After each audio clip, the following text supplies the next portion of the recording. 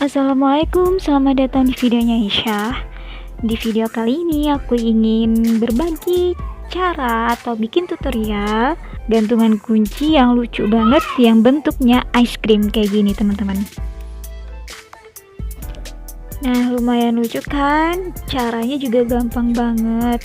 Kalau kalian mau tahu caranya bikinnya, kalian bisa tonton video ini sampai habis ya. Sebelum tutorialnya kita mulai, boleh dong aku minta like-nya dari kalian. Klik like dan subscribe-nya. Kemudian jangan lupa klik loncengnya agar kalian selalu mendapatkan notifikasi dari channel ini apabila ada video-video terbaru dari channel ini. Terima kasih.